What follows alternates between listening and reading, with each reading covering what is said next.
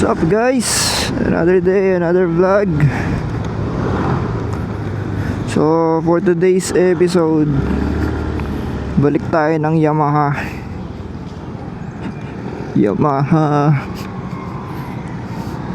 Kung saan natin kinuha tong si Fasio. Kasi kung makikita nyo, yan, naka 531 na tayo. Due for first change oil na. Kaya ayun, pupunta tayo ngayon sa Yamaha para pa-change oil. So ayun, kamusta ba ang Fasio for first 500? Actually ano na pangilang linggo na ba to? Pang third week na pala nitong Fasio sa akin. And yun, bilis lang no. Parang kailan lang nag-iisip pa ako nung kukunin kong scooter So, ngayon 3 weeks na agad sa akin tong Fasio. Parang napadaan lang Ayun, so far so good ang Fasio. Nagsisiba ako sa Fasio? Well, hindi.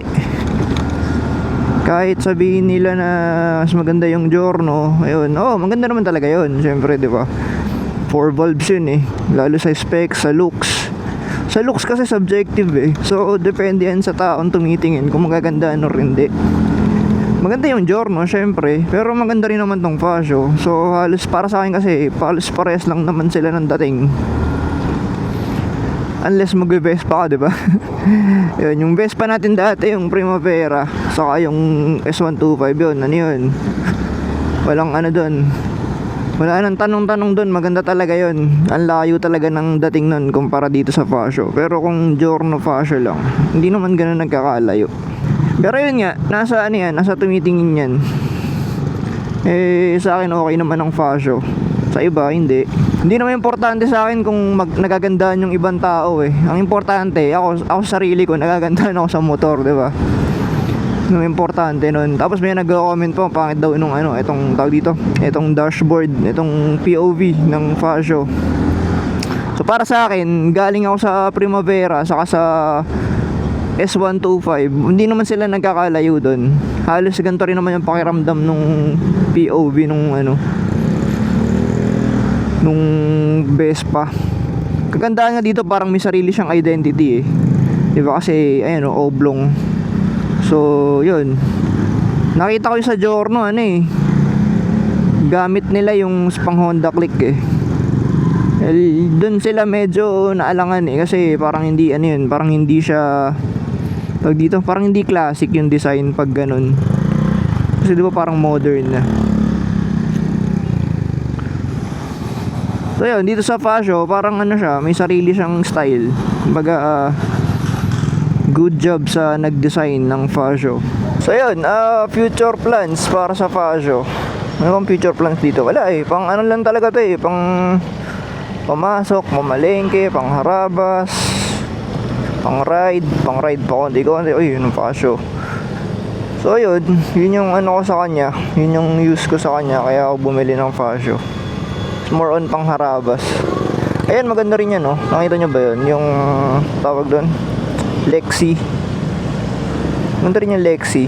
Kaya lang mas pinili ko yung timeless design.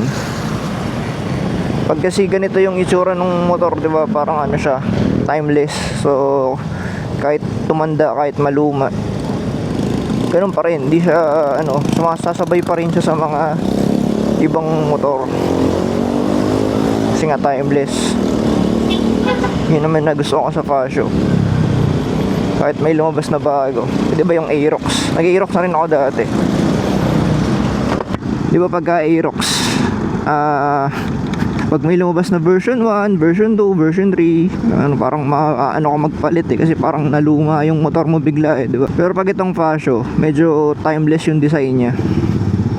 So yun yung isa sa mga nagustuhan ko sa kanya. Sa tagtag naman, marami na rin kasi ako naging motor. So para sa akin, hindi naman siya ganun. Baga tolerable sa akin tong tagtag nitong Fasio So yun. Pero syempre, upgrade ko pa rin yung suspensions nito, yung front saka yung rear. Pero hindi lang sa ngayon, saka na. Feeling ko lulumain ko muna. Pero baka may mag-sponsor, 'di ba? Sa hatak naman sa panggilid siguro hindi na kasi nga yung purpose nito pangharabas So aning ko naman yung mga pabilis. Dahil pag gusto ko mabilis gamitin ko yung C400, 'di ba? Saka yun nga iniiwasan ko Gusto ko sa kanya all stock lang. Kumbaga reliable. Ilang beses na rin kasi ako nag-scooter. So familiar na ako sa mga maintenance ng scooter. Yung pagka nagpalit ka ng ganito, ganyan, mabilis mapunit yung belt pag mali yung kabit, yung mga ganong bagay. Pag all stock, diba, wala kang problema. Ride all you can. So mga bala ko rin palang ipa-install dito. Number 1, yung auxiliary lights. So yun, pa-install ko agad yun kasi kailangan ko yun. Yun lang ang nakikita kong medyo badly need sa Fasio. Yamaha.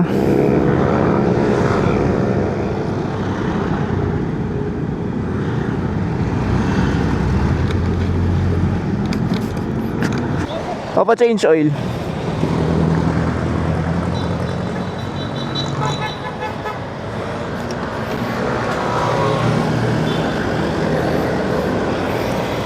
Ayan, dami ng unit. So yun guys, first 500 kilometers na ng Fasio natin. First PMS. So far so good kung pamasok, pang ride, pamalengke, basta pangharabas, goods na goods ang Fasio. Alpay for 2 months sir, balik ka sa second. Thank you.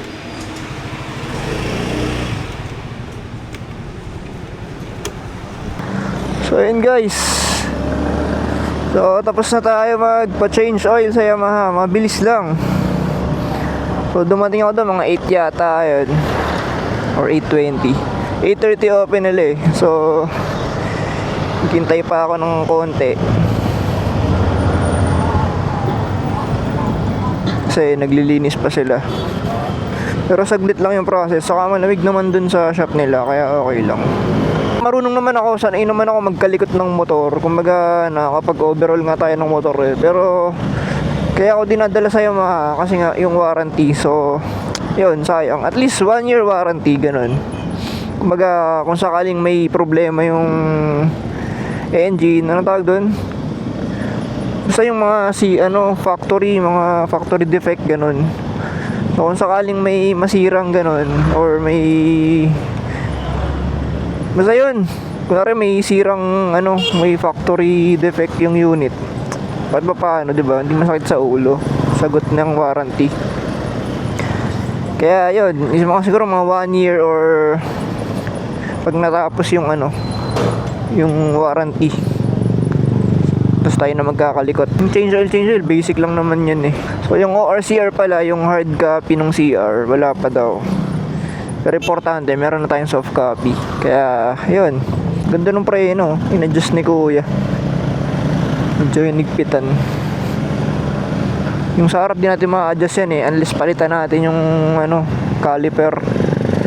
Balak rin palitan yan ng RCB na 2-pot. Pero yun, plano muna.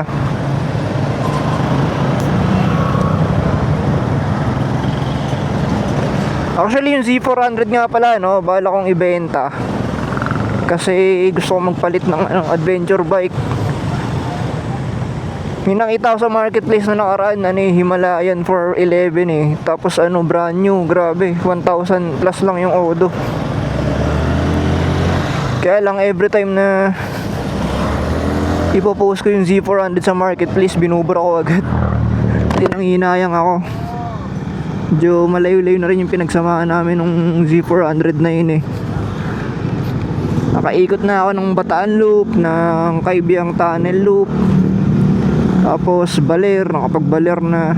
So yun, kahit pa paano, meron na may pinagsamaan na kami ng motor na yun. Pero tignan natin, pag medyo nabaliw-baliw tayo ng konti, i-out natin, tapos palit tayo ng adventure bike. Kasi talagang yun ang plano ko.